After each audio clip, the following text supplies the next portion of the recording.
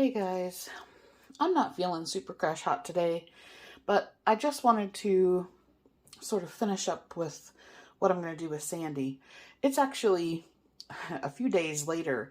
We've had a couple of pauses. She asked me not to come the other day, and then so we're actually on Thursday now, and I had prepped some of this other stuff for her on Tuesday. And I'm just going to finish it up and run this down to her this afternoon. So I wanted to kind of wrap up that video from before. So I have her couscous and rice that I cooked. I'm doing 2 chicken dishes for her.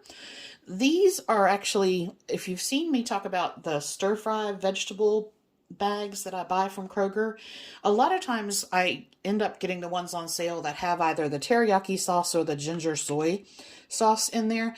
And I keep the little packets because she likes them. I can't eat them because of the additives, but they're good for her. So I'm going to cook all this chicken and do half of it with the teriyaki and ginger soy sauce, and the other half I'm going to do with this coconut curry sauce that I found at Misfit Market.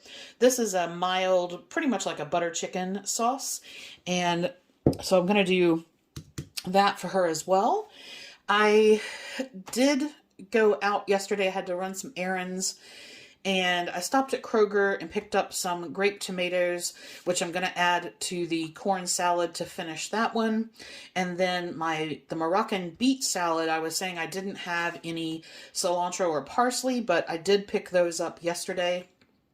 And I have the fresh orange zest, so I'm going to go ahead and finish that. Her cinnamon honey butter sweet potatoes are done, so I'm just going to top that with some fresh spring onions, and I have some spring onions to go in here, and then that will basically be all of her little stuff that I'm taking down to her. I didn't actually end up doing the green bean side dish, but I'm going to finish these up, and I'll show you what they look like when they're done.